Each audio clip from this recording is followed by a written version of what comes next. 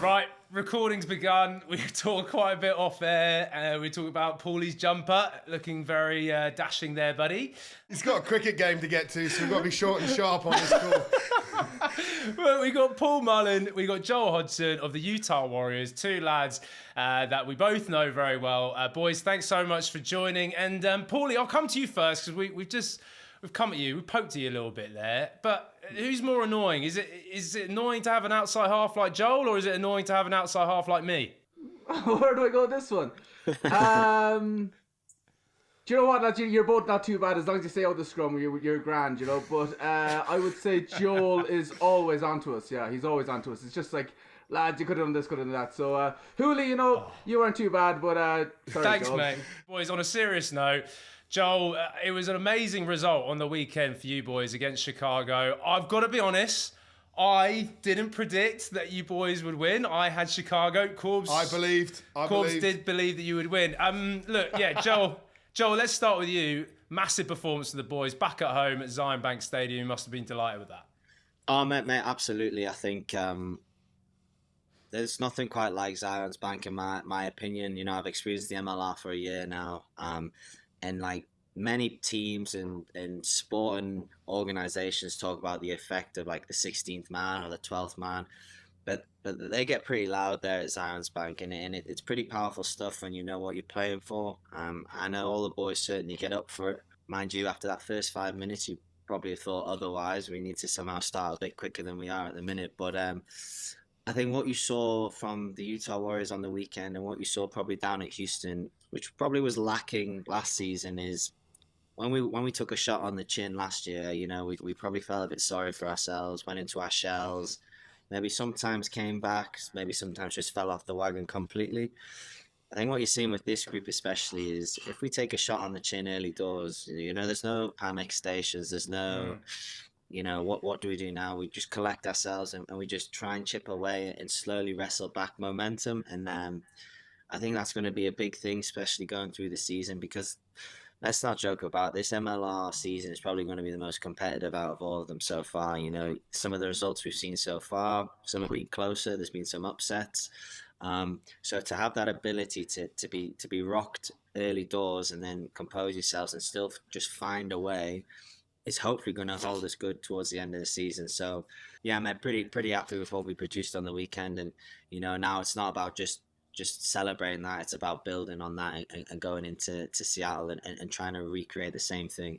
And following on from that, Joel and Paul, I think for me, one of the things a bit noticeable is you guys have been strong second half teams both games. And I think, you know, if you look at that and maybe Utah teams of earlier, some teams would say if you can handle them for 50, 60 minutes, they hopefully tire out, and then you can exploit your chances at the end. But this team seems to be very fit, seems to be working hard, and seems to be putting in 80-minute performances, which I think shows some real growth to you and your boys. Paulie, looking very slim in the face too, mate. I know you've been working hard this pre-season. Yeah, I have actually. Yeah, I've lost a few kilos. Have you? Yeah. I heard he's got a wedding. I heard he's got a wedding to slim down for. No, he had the wedding, and then he had to try and slim down after that, Paulie. But yeah, you guys just do look fitter as a side, as Corb said. Paulie. Yeah, I mean, I think the nature of the MLR, realistically, if you broke down a preseason, you've got 15 training days. You've got 15 training days to look at an attack system, a defense system, to get your set piece right. You know, so you can't afford to like be doing straight line running in those 3 weeks of preseason. So there was a massive focus in the off season of boys coming back prepared, coming back in a good enough shape so that we can actually do the rugby stuff. Credit to all the boys, they've come in, like, and I know we laugh and joke, but you know, for those big men like Paulie, like it's hard to ask them to be able to be powerful in the scrum, but also to get around the pitch and make their tackles and hit rucks. And to be fair, our big men have come back in pretty good nick, and it's allowing us now to really focus on using the altitude to our advantage, which we probably never have done, and really actually trying to step up a gear when we get into that final 20. Paulie, in terms of playing for Greg Cooper as well, like Coach Cooper is obviously in his second season now. You've been with the Warriors for a little while. Like, how good is the environment? You know, we're talking about how you're fitter, you're playing well. Everything seems to be good at the Warriors. And having played there last year, that atmosphere is one of the best in the MLR. Zions Bank, as Joel touched, it's absolutely it's phenomenal, and because it's quite the stands are quite close to the field, it kind of builds, like, the atmosphere seems maybe even bigger than some of the other stadiums where it might be more spread out. The standards were set coming in, you know, so, and ultimately we just have to walk the walk, you know. For me, from more of a front row aspect, I think you're a credit to this league. There's not many sort of starting American tight heads that are in some of these top teams in the competition, and you've probably been in this league for a number of years now, and I think year on year everything keeps getting higher and higher. Sort of like, how have you found that? And just a little pat on the back from me that you're still sort of top of the mountain up there in the front row. Oh geez, yeah, I mean the level of scrummaging corps has improved phenomenally over the last few years. But I mean, and I know I'm not trying to get ahead to Seattle, but I mean, those lads, they've some big lads, and they've some a lot of Eagles there as well. So it's no doubt going to be a massive battle again this weekend. Look at round one. You're against, probably when you come on, a Super Rugby loosehead. This week that you just had, you're taking on a Georgian starting international loosehead, and then again, probably guys come from Super as well for Seattle in Cameron Orr as well. Like, it just shows the level that this league is getting to. Yeah, no, and it's fantastic because ultimately, even for us, it's so myself, there's Gus, and then we have Tonga, a newly recruited football convert. This fella is a beast in the gym, and this fella's strong, you know. So very excited to see him come through as well. But it's just all in all, just a whole more competition in the league. The better the scrums, more competitive the scrums get. Jolie, let's start talking about this Seattle game from your perspective as well. You're the driver, very much so. I was on comms for your game against Chicago, and you're talked about as the general from your coach as well. How do you find this one though? It's a big task. Seattle come 2 games, 2 wins. You beat them at the Zions Bank Stadium last season. How have you guys thought already early in the week how you're going to go about picking the Seattle team off? Man, look, you hit the nail on the head. Seattle's a different animal. They've been competitive in the MLR for as long as I've been following it. They know what their DNA is, and they stick to it pretty well. From our side of things, I think the big thing for us is when we implement the things we want to implement, when we look after the basics of rugby, whether that's your attack and breakdown.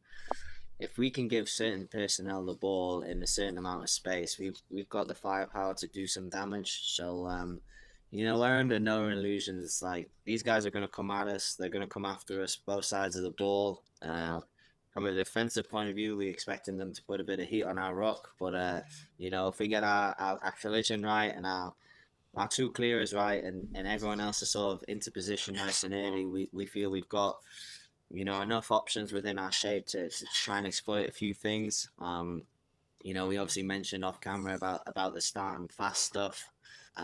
It's very easy to mention start and fast in a team environment through the week and actually have a detrimental effect.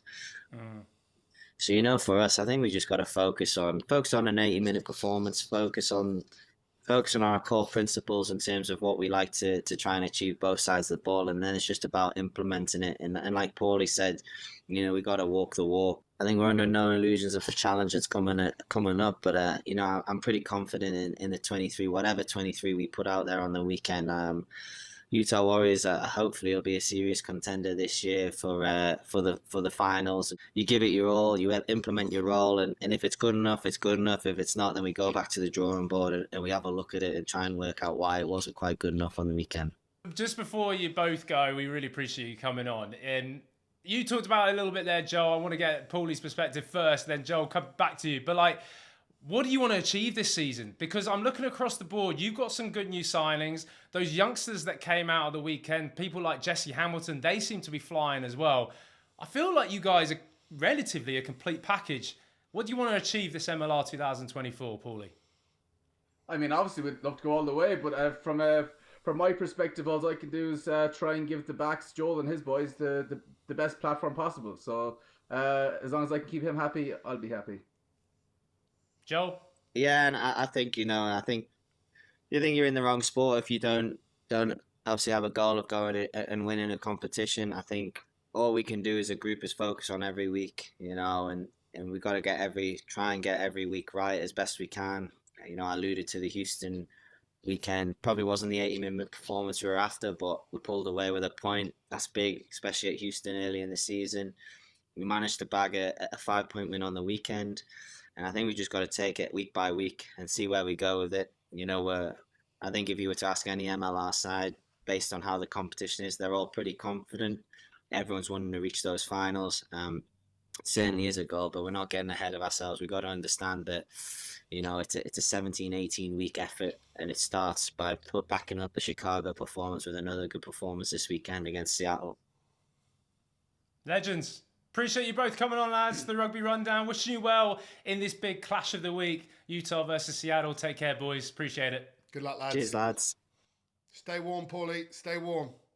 Well, firstly, I'd like to say there's no sheep harmed in the harvesting of this wool, but also, Joel, you've been here 1 year. How many points have you scored for the Warriors at this stage? Paulie, well remembered. Well remembered. We've got a top point scorer for Utah Warriors history. Joel Hodgson. No worries about that. Just hiding in the dark over there. Yeah. No. Yeah. So it was quite nice to reach that milestone, but there's no resting on the laurels. We're going after more on the weekend, and if I can get Paulie a try in his van, we'll be hissing. Humble. Cheers, boys. Take care.